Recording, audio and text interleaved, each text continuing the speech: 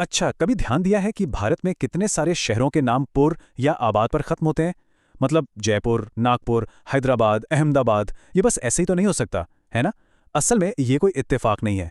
इन नामों में राजाओं, साम्राज्यों और पुराने बाजारों की पूरी पूरी कहानियां छिपी हैं। तो चलिए आज इन्हीं राज पर से पर्दा उठाते हैं। अब जरा इन दो लिस्ट को देखिए। एक तरफ हैं जयपुर, नागपुर, जोधपुर, कानपुर, सब में पुर कॉमन है। और दूसरी तरफ अहमदाबाद, हैदराबाद, मुरादाबाद, यहाँ आबाद कॉमन है। ये पैटर्न कभी गौर किया है इस पर? आखिर क्या मतलब है इन शब्दों का? तो सवाल यही है, क्या ये महज एक इत्तेफाक है या फिर इसके पीछे कोई गहरी कहानी है? ये कोई इत्तेफाक तो बिल्कुल नहीं है। ये जो शब्द है ना, ये हमें 3000 साल से भी पुरानी कहानियां सुनाते हैं, प्राचीन किलों की, शक्तिशाली साम्राज्यों की। तो तैयार हो जाइए, चलिए शुरू करते हैं ये सफर और समझते हैं इन नामों के पीछे का असली मतलब।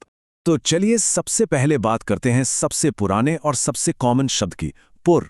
ये शब्द इतना पुराना है, इतना पुराना कि इसकी जड़ें हमारे सबसे पवित्र ग्रंथों तक जाती हैं। तो ये जो पुर शब्द है, ये आया है संस्कृत से, और इसका सीधा सा मतलब होता है एक किला या एक ऐसा शहर जिसके चारों तरफ दीवार हो, मतलब एक फोर्टिफाइड सिटी। तो सोचिए, जब किसी शहर के नाम के पीछे पुर लगता था, तो वो सिर्फ एक नाम नहीं था, वो एक तरह का ऐलान था, सुरक्षा का, शक्ति का। जरा अंदाजा लगाइए कि ये शब्द कितना कितना पुराना है। इसका जिक्र हमें मिलता है ऋग्वेद में, मतलब करीब 3500 साल पहले। सच कहूं तो ये शब्द हमारी सभ्यता की नींव से जुड़ा हुआ है।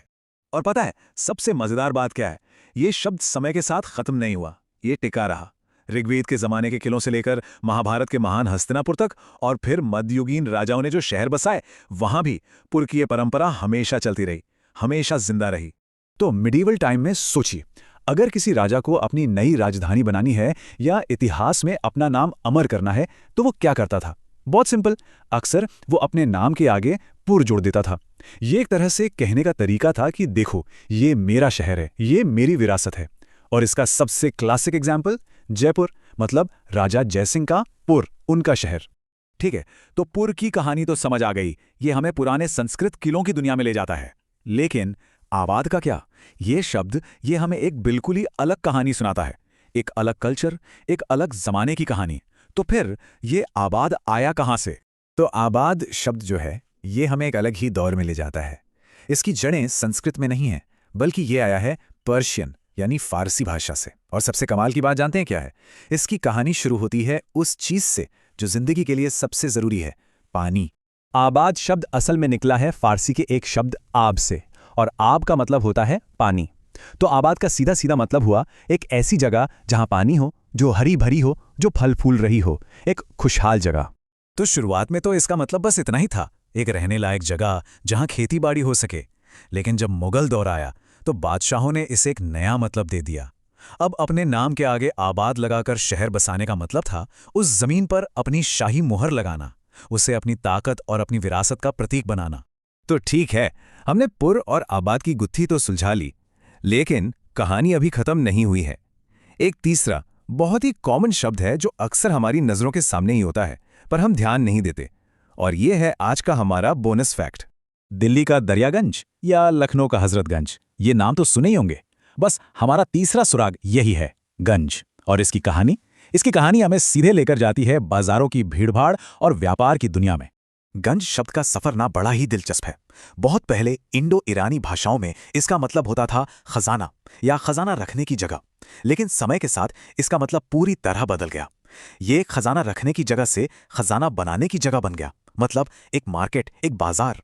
और इसके शानदार एग्जाम्पल तो आज भी हमारे सामने हैं, जैसे दिल्ली का दरियागंज। इसका मतलब है दरिया के किनारे का गंज, यानी नदी के पास लगने वाला बाजार। बिल्कुल इसी तरह आज भी कई शहरों में गंज का मतलब ही एक हलचल वाला, एक बिजी कमर्शियल एरिया होता है। तो पुर, आबाद और गंज, इन तीन शब्दों को समझने के बाद एक बात तो साफ हो जाती है, शहरों के नाम सिर्फ नाम नहीं होते, ये तो गुजरे हुए वक्त के नक्शे की तरह है, एक टाइम कैप्सूल जो हमें अपनी पैदाइश की, अपनी शुरुआत की कहानी सुनाते हैं। तो चलिए पूरी कहानी को एक नजर में समेटते हैं। पुर, ये हमें ले जाता है प्राचीन संस्कृत किलों की दुनिया में। आबाद, ये हमें याद दिलाता है मध्यकालीन भारत में पानी की अहमियत और फारसी कल्चर के असर की। और गंज, ये हमें सीधे डुबो देता है व्यापार और बाजारों की हलचल में, मतलब 3 शब्द और इंडियन हिस्ट्री के 3 अलग-अलग चैप्टर। तो बात यह है कि हर शहर के नाम के पीछे एक दास्तान छिपी होती है। तो अगली बार जब किसी नई सड़क से गुजरें या किसी नए शहर में जाएं तो उसके नाम पर जरा गौर कीजिएगा। क्या पता इतिहास का कौन सा छिपा हुआ पन्ना हाथ लग जाए। और अब सबसे जरूरी सवाल, जिस शहर में लोग रहते हैं उसके नाम की क्या कहानी है?